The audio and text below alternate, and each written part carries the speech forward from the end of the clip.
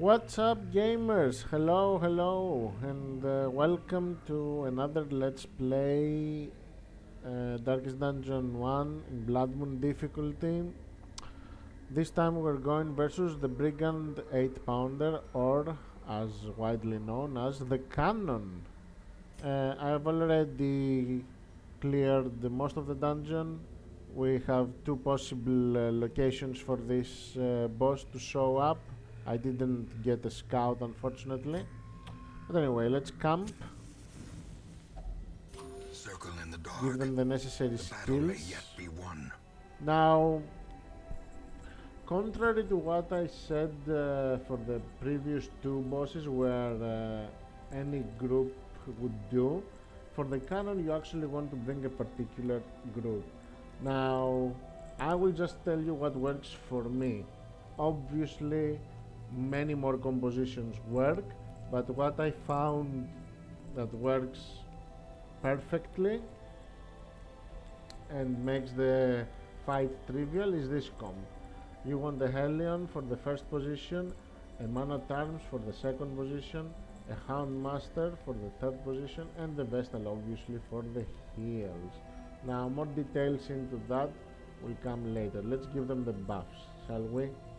We want Hound's Watch so that we don't get ambushed. We want Tactics is very important for extra dodge and some critical. And we want Weapons Practice so that everyone does a lot of damage and a chance for extra critical as well.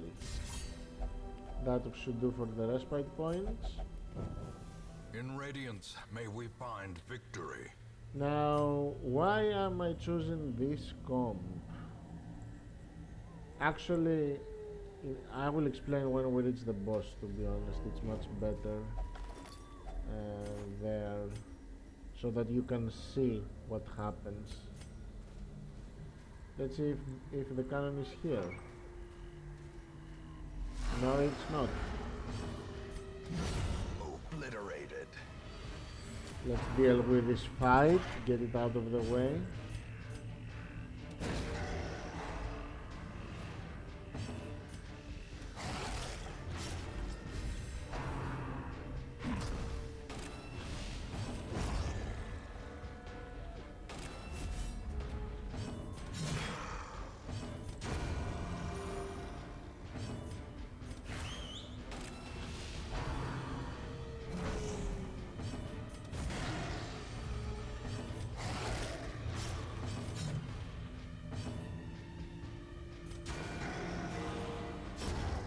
Is the weapon that cuts on its own.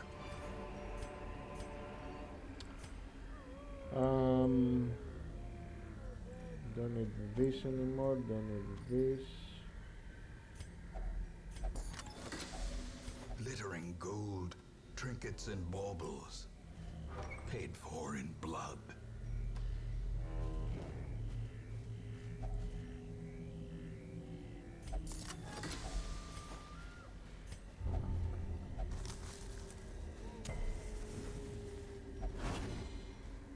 Alright, we reached the cannon.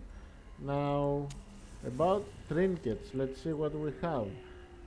The Hellion has the damage stone for more damage and the swift cloak for extra speed. It's very useful, the speed on the Hellion, so that she can act before the enemies, of course. The Man at Arms has a tanking trinket, the Life Crystal, plus the Warrior's Bracer for damage when he activates Retribution. The Houndmaster has the Focus Ring from the heart, you remember that, yeah, and the Survival Guide, obviously it's so that we can scout the rest of the dungeon. And the Vestal has the Sacred Scroll from the Necromancer that we obtained, plus the Sniper's Ring for extra judgment accuracy. So that's about it. You actually want them to be level 2. I just went with level 1 heroes because the trinket reward is just too good to pass. It's gonna give us the the mirror, a dazzling mirror it is called, I think, which is, we don't need it right now, but it's preparation for the blood cycles, for the DLC. It's a very strong trinket to have versus blood cycles.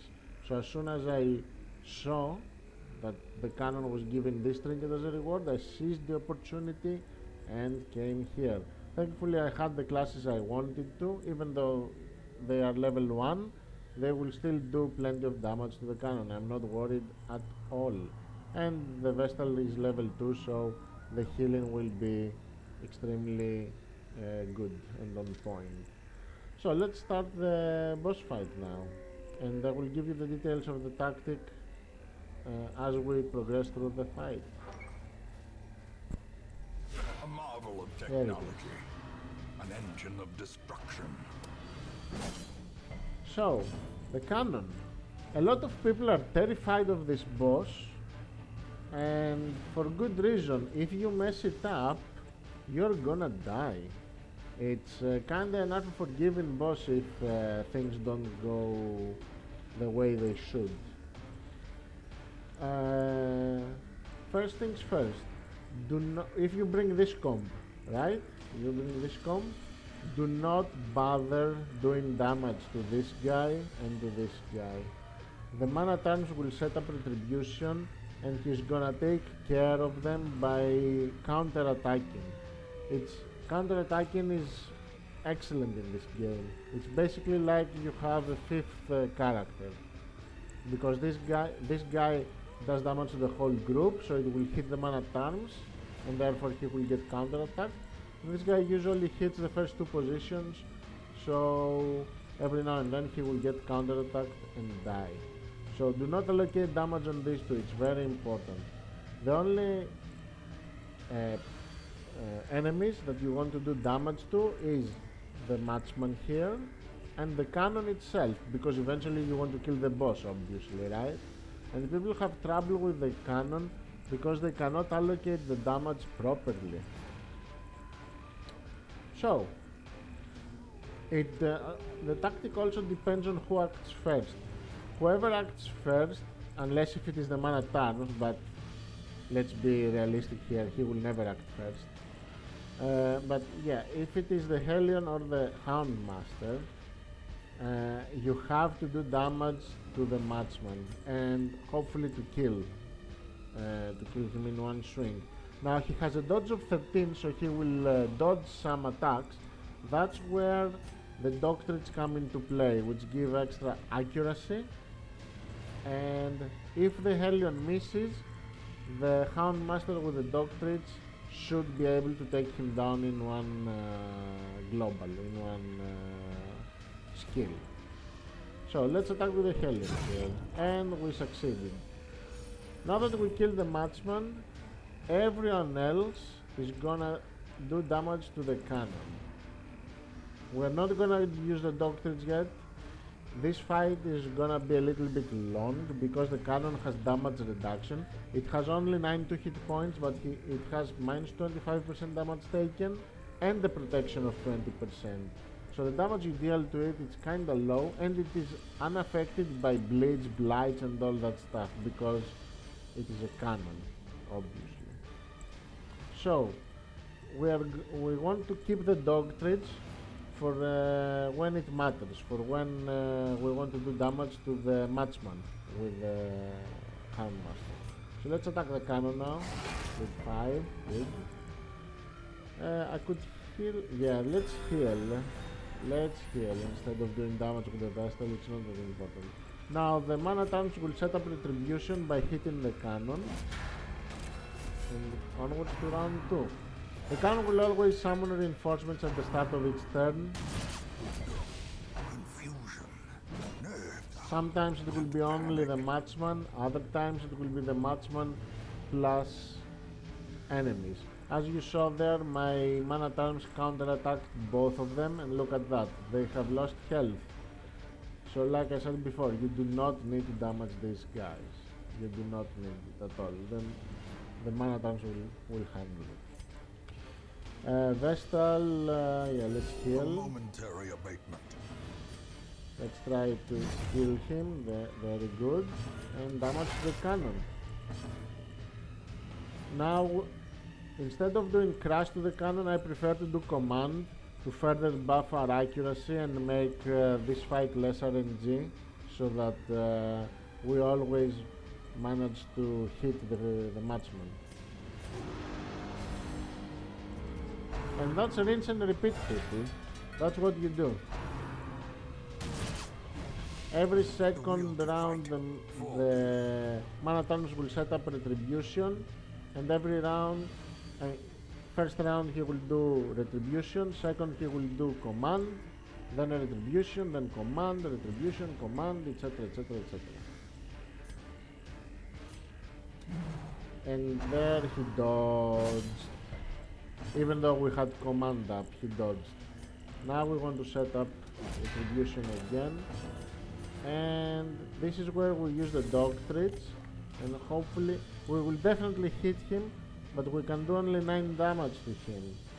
Although we also leave a bleed, so I believe we will be fine. There we go, we one-shotted him and heal up. We didn't do damage to the cannon this round, but don't worry about it. Eventually it will go down.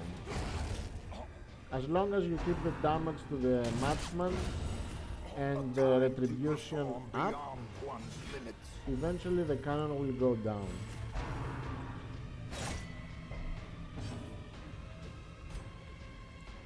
Command.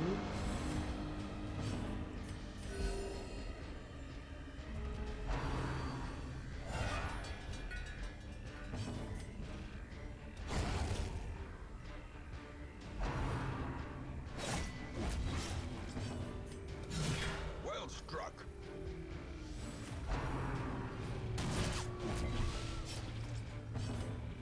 Set up retribution again, heal up. A momentary abatement.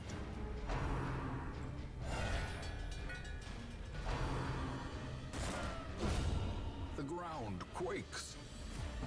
Now, if you fail, what happens if you fail? What happens if you don't kill the marksman in the round? He lights up the cannon, and the cannon then has a 20% chance or 25% chance, I think, to misfire. If he misfires, you are fine. If he does not misfire, he basically puts everyone to death story. It does massive damage to the group. The only one who will avoid the death's door will be the mana turns, I believe, because he has higher hit points than the rest. But everyone else will be on death's door, and then his minions will kill you, right? So don't ever let the marksman light the cannon, is the moral of the story here. And if you follow what I told you, you will easily kill him and succeed in this encounter. Now obviously this is not the only tactic to it. I mean, another tactic is to bring people that can stun, and you can stun the Fusilier every other turn, so this lets you put damage to the cannon in between the Fusilier or the Marksman, what the Marksman he is called right now. Yeah, stunning helps. But I found that this composition works better for me.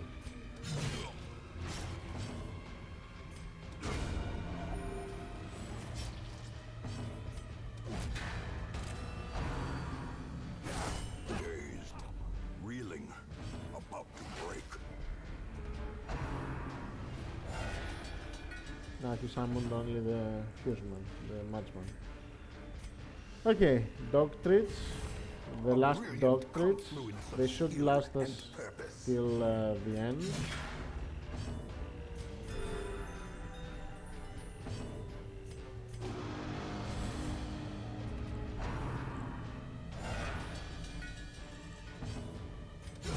Precision and power.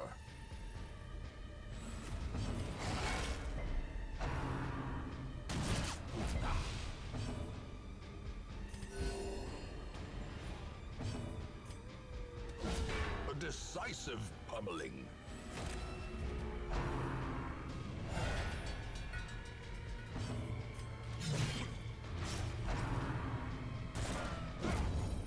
Okay, the matchman will die from the blade. He has 2 damage for 3 rounds and he has 2 hit points left. So we can attack the cannon.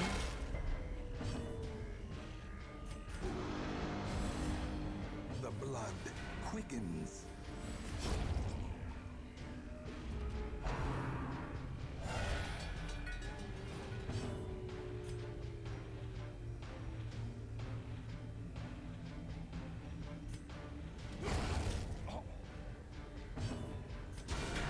A singular strike. And that was it. Seize this momentum. Not a Push on to the especially task's tough end. fight if you follow this tactic. Quite manageable, really.